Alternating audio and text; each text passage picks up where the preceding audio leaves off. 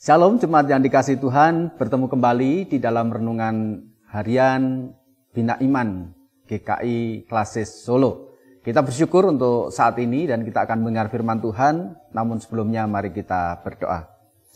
Bapa di surga, kami bersyukur untuk saat ini kami siap mendengar sabda-Mu. Kami mohon pimpinan Roh Kudus sehingga kami dapat memahami firman ini dengan baik, sehingga kami dapat melakukan apa yang harus kami kerjakan sesuai dengan firman-Mu dan Roh Kudus yang terus menolong kami.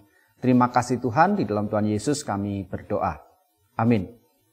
Saudara, ada seorang anak muda itu yang ingin sekali naik sebuah gunung yang sangat tinggi.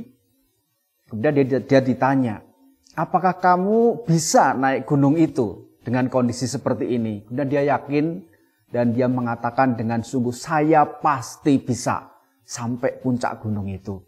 Buktinya apa? Saya pokoknya percaya bahwa saya akan bisa ke sana. Nah, ternyata apa yang dikatakan itu bukan hanya di dalam mulut saja. Karena apa? Karena ternyata setiap hari sebelum dia mendaki gunung itu, dia setiap hari terus berlatih olahraga, jogging, kemudian dia juga mulai memperkuat jari-jari tangannya kalau nanti harus sampai naik batu-batuan dan segalanya, kemudian fisiknya ditempa, dilatih, sehingga pada saatnya nanti dia benar-benar bisa sampai ke puncak gunung yang tinggi itu. Nah, saudara, ini membuktikan bahwa seseorang memiliki keyakinan bahwa dia akan bisa mencapai sesuatu, itu juga harus diikuti dengan langkah nyata, yaitu mempersiapkan diri dengan baik, sehingga dia bisa menggapai apa yang menjadi impiannya. Demikian pula dengan iman. Kalau kita percaya kepada Tuhan, maka kita tidak hanya mengaku iman itu di dalam mulut saja, tetapi juga harus melalui perbuatan, menunjukkan bukti iman kita itu dengan perbuatan-perbuatan, sehingga orang melihat bahwa kita benar-benar meyakini akan iman yang kita imani itu sendiri. Nah, saudara, seperti dalam Yakobus 2 ayat 14 sampai 17, firman Tuhan mengatakan, apakah gunanya, saudara-saudaraku, jika seorang mengatakan bahwa ia mempunyai iman padahal ia tidak mempunyai perbuatan? Dapatkah iman itu menyelamatkan dia? Jika seorang saudara atau saudari tidak mempunyai pakaian dan kekurangan makanan sehari-hari, dan seorang dari antara kamu berkata, selamat jalan, kenakanlah kain panas dan makanlah sampai kenyang. Tetapi ia tidak memberikan kepadanya apa yang perlu bagi tubuhnya. Apakah gunanya itu? Demikian juga halnya dengan iman.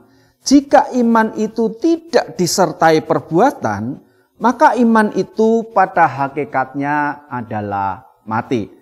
Nah, saudara, dari Yakobus 2 ayat 14 sampai 17 ini kita menjadi tahu bahwa kalau seseorang mengatakan dia memiliki iman di dalam Yesus Kristus, maka itu harus dibuktikan melalui perbuatan-perbuatan yang nyata.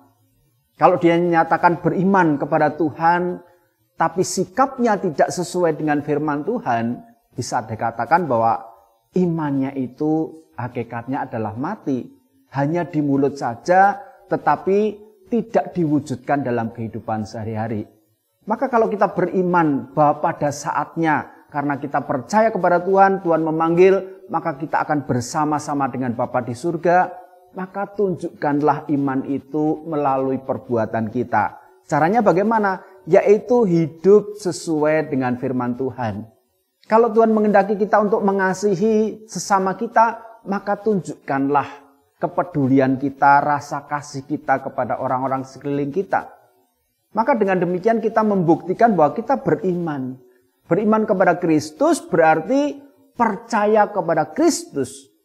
Tunduk pada firman Tuhan dan terus meneladani Tuhan Yesus. Sehingga bisa dikatakan bahwa orang yang beriman itu berarti dalam hidupnya itu harus terus tertuju kepada Kristus, dan hidupnya menjadi serupa dengan Kristus, mengasihi dengan pengorbanan tanpa pamrih, dan kita mendedikasikan hidup kita untuk memuliakan nama Tuhan.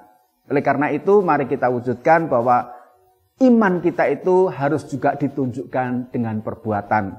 Karena seperti dikatakan Yakobus 2 ayat 17, jika iman itu tidak disertai perbuatan, maka iman itu pada hakikatnya adalah mati. Kita tunjukkan bahwa iman kita adalah iman yang hidup, iman yang terus berakar dalam kehidupan kita, dan kita wujud nyatakan dalam kehidupan kita. Sehingga pada saat Tuhan memanggil kita, kita telah siap. Kita telah melalui kehidupan ini dengan bersandar kepada Kristus dan hidup seturut dengan firman-Nya. Dan Tuhan mengatakan, inilah anakku yang berkenan karena hidupnya hidup dalam ketaatan kepada firman Tuhan. Kiranya Tuhan menolong dan memberkati kita semua. Mari kita berdoa. Kami mengucap syukur padamu Tuhan untuk firman-Mu pada saat ini. Biarlah Roh Kudus menolong kami agar iman kami itu benar-benar kami wujudkan dalam perbuatan-perbuatan nyata. Sehingga apa yang kami lakukan itu sesuai dengan kehendak Tuhan dan membuktikan bahwa kami adalah anak-anak Allah yang percaya kepada Tuhan Yesus sebagai juru selamat kami, jalan satu-satunya menuju Bapa.